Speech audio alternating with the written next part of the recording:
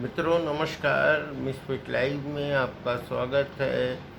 तालिबान और भारत के बीच के अंतर संबंधों के बारे में बहुत सारे सवाल किए जा रहे हैं। इस संबंध में निश्चित तौर पर भारत सरकार क्या सोच रही है, यह कहना अभी बिल्कुल जल्दबाजी होगा। इसे धैर्य से समझना होगा, क्योंकि ये सारी परिस्थितियां निर्भर करती हैं हमारे भारत का नज़रिया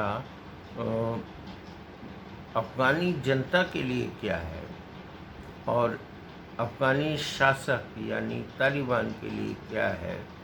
उसके इक्वेशन को क्लियर होने के बाद इस पर पूरा मुद्दा और पूरी कहानी स्पष्ट हो पाएगी। अभी हम इसमें कुछ भी कहें तो निश्चित तौर पर जल्दबाजी होगी। अगर यही सवाल हम आपसे व्यक्तिगत रूप से पूछते हैं तो आप क्या जवाब देंगे? मुझे उम्मीद है कि कमेंट बॉक्स में लिखकर आप अपनी बात रखेंगे। लेकिन मेरा यह मानना है कि जब ह्यूमन राइट्स की बात होगी, खाने के अधिकार की बात होगी, हेल्थ के अधिकार की बात होगी, तो उस संबंध में मैं आपको बताना चाहूँगा, किसी शायर ने कहा है कि हमने मानवता के तट पे दुश्मन का भी सम्मान किया। वो ये कहते हैं कि हम मानवता के लिए सब कुछ कर सकते हैं। शायर ये कहते हैं, ये हमारे कल्चर में शामिल है। तो मुझे लगता है कि आने वाली परिस्थितियाँ अफ़गानी जनता की दशा पर निर्भर करेगी और भारत सरकार इसी बारे में अपनी बात रखेगी। हम कोई आधिकारिक प्रवक्ता या आधिकारिक टिप्पणीकार भी नहीं हैं भारत सरकार के कार्यों के संदर्भ में, लेकिन हमें इतना ज़रूर समझ लेना चाहिए कि इससे पहले कि हम भारत सरकार के सिर पर बहुत सारे सवाल दागें, हम भारत सरकार को कंफ्यूज सरकार समझने की कोशिश करें। लोगों को इस बारे में ध्यान रखना चाहिए कि भारत सरकार ऐसा कोई कदम नहीं उठाने वाली है जो भारत की अखंडता, एकता और उसकी अस्मिता पर प्रश्न चिन्ह लगाए। ये तो भारत की विदेश नीति की हमेशा से खासियत रही है। तमाम सारे मुल्कों को लेकर भारत के जो तौर तरीके हैं वो बड़े साफ सुथरे हैं विदेश नीति के मामले में।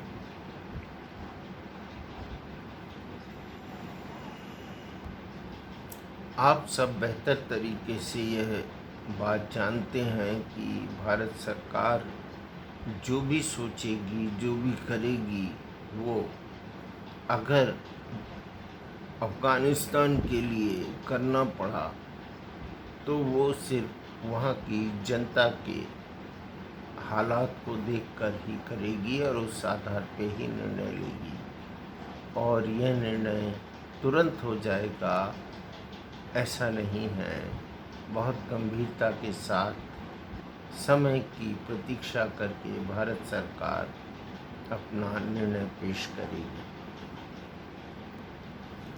मित्रों, सिंध देश का आंदोलन पाकिस्तान पर जोरों में है और जो बलोच युवाओं के संबंध में जो बातें हो रही हैं वो भी बहुत ताज़ा तरीन हालातों की जो स्थिति है, जिसको उर्दू में शायद सूरत हाल कहते हैं जियोपॉलिटिक्स में, तो पाकिस्तान ने इन दोनों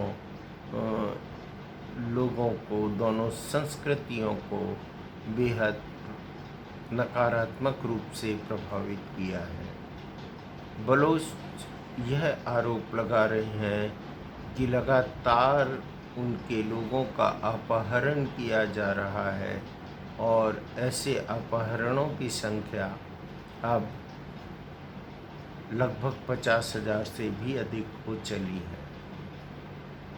इतना ही नहीं, उनका दावा है कि लगभग पिछले कुछ महीनों में और परसों तक जब हमारी उनसे बात हो रही थी तब तक लगभग 30,000 के आसपास, उससे अधिक भी फिगर हो सकता है, लोगों को बेरहमी से कत्ल किया गया और उन्हें मारा गया।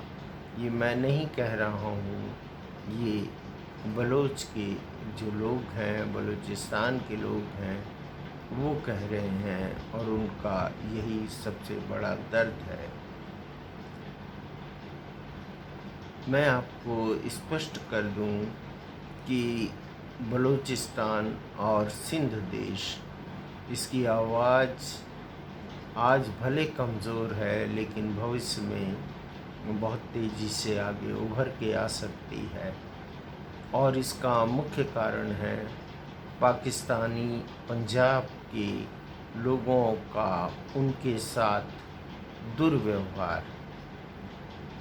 उनका तो यहाँ तक कहना है कि हमारे लिए तो किसी भी तरह की परिस्थितियाँ ऐसी अनुकूल नहीं है कि हम सुकून से रह सकें। घरों से बच्चों को ले जाया जाता है, बच्चों को यानी युवाओं को ले जाया जाता है, उन्हें टॉर्चर किया जाता है और उन्हें दुखी करके कई बार तो यह स्थिति भी होती है कि उन्हें मार भी दिया जाता है। और यह सब काम कोई आतंकवादी नहीं कर रहे हैं, कोई अपराधी नहीं कर रहे हैं, बल्कि अमेरिका की फ़ौज खुद ऐसे कामों को अंजाम दे रही है। और ये संख्या लगभग 3,000 से अधिक है, जो एक चिंता का विषय है कि 3,000 लोगों को या उससे अधिक लोगों को मार दिया गया है। इस संबंध में एक बहुत दुखद पहलू यह है कि यूएनओ में इनकी पिटीशंस भी हैं और ऐसे आंकड़े भी गए हैं कि वहाँ पर लोगों का अपहरण किया जाता है मिलिट्री के द्वारा। वहाँ पुलिस हेल्पलेस है और वो कुछ भी नहीं कर पाती। लोक प्रशासन नाम की कोई चीज़ अब इन दिनों पाकिस्तान में नहीं है। ख़ास तौर पर सिंधु राष्ट्र के जो कार्यकर्ता हैं, या ये कह दीजिए कि बलोच और सिंधु और पश्तो वो हैं जो कि डूरंग लाइन के आसपास रहते हैं, जिसे तालिबान नहीं मानता है। उनके और भी कई जातियां हैं, जातियां यानी उनके समूह हैं, उनकी जो सांस्कृतिक और सामाजिक समूह हैं, उन पर अत्याचार किए जा रहे हैं। इसके प्रमाण पर्याप्त रूप में आपको सोशल मीडिया पर सुनने को मिल जाएंगे। आप चाहें तो किसी भी ऐसी सूचना को प्राप्त करने के लिए सोशल मीडिया का सहारा ले सकते हैं। मुझे उन्हीं के माध्यम से पता चला है कि किस तरह की वहाँ स्थिति है। बलोचों के खिलाफ तो खुलकर पाकिस्तान की मिलिट्री बहुत बुरी तरह से पड़ी हुई है। अब इन परिस्थितियों को देखते हुए पाकिस्तान एक बार फिर बंटवारे के और टुकड़े टुकड़े होने के मुहाने पर आ गया है। हालांकि उसकी सोच यह है कि भारत के टुकड़े हों, लेकिन ऐसा नहीं हो रहा है। वो अपने गिरेबां में झांक कर देखे किस गुर्बत से वो ज़िंदा है, किस तरह से वहाँ के लोग महंगी महंगी कीमतें चुका के 2 जून की रोटियां खा पा रहे हैं। इन परिस्थितियों को वहाँ के आर्थिक यानी व्यावसायिक और आर्थिक परिस्थितियों के जरिए आप अनुमान लगा सकते हैं। मित्रों, दक्षिण एशिया और भारत से सटे हुए जो ये 2 देश हैं, इनकी स्थिति वर्तमान में बेहद चिंतनीय है और विचारणीय है मानवता के दृष्टिकोण से।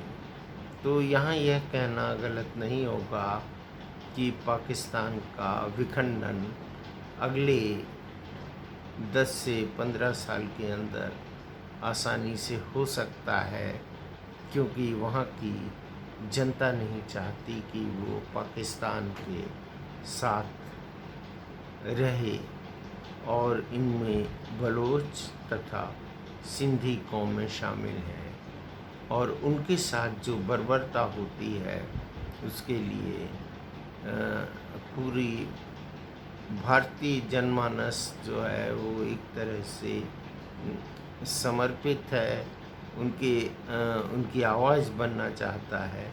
सरकार भी बलोचों की आवाज़ बनेगी, मुझे ऐसा लगता है। तो कुल मिलाकर यह कहना ज़रूरी है कि इन दिनों अफ़गानिस्तान से लेकर भारत की पाकिस्तान से लगी पीओके वाली सीमा और सामान्य सीमा तक की स्थिति बेहद नाजुक है और इसमें स्थिरता कब आएगी, इसमें शांति अमन की बहाली कब होगी, यह समय पर निर्भर करता है। आज की चर्चा बस इतनी ही।